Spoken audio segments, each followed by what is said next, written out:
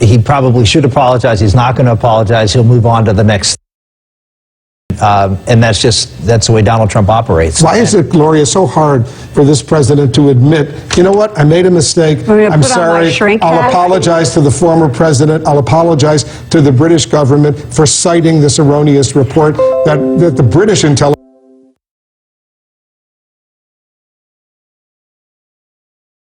was spying on him at Trump Tower? Because that's not who he is. As Rick, the Gold Star family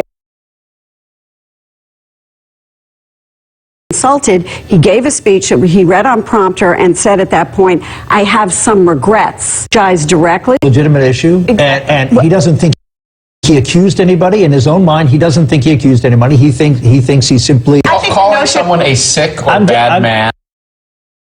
I think the notion of the president apologizing is like, it's not going to happen. Not going to happen. However, I think the real question is whether this is a lesson learned. I also don't know if the answer to that is yes either. Because, again, going back to what we were talking about before, what are we talking about? We're talking about whether or not President Obama wiretapped Trump Tower. We're not talking about, for this minute, and probably the headline coming out of this hearing that's going to start in 10 minutes, is going to be this. It's not going to be the collusion, allegations of collusion, questions of collusion between President Trump and his allies and anybody in Russia, or going a step further, questions about any kind of financial issues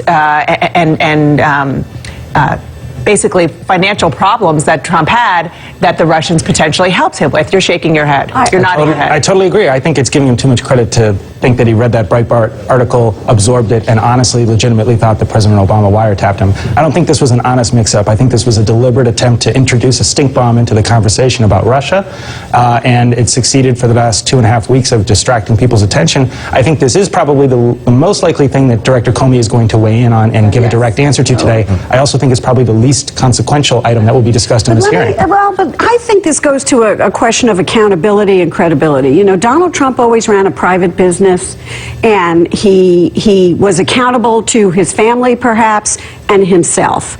And now he's in a different position. And I do think, as President of the United States, you have to learn that accountability matters and that credibility matters, and whether or not he's diverted the conversation, I agree with both of you on that, but in the long term, there are only so many times you can go to the well on credibility until it hurts. Do we know the answer to that question yet? It's the key one. You've seen over the weekend mostly moderate, or Tom Cole's a conservative, but he's a deal maker in the House, say the president's, who's frowning at the conservative Senator Santorum there, okay, but you've had several Republicans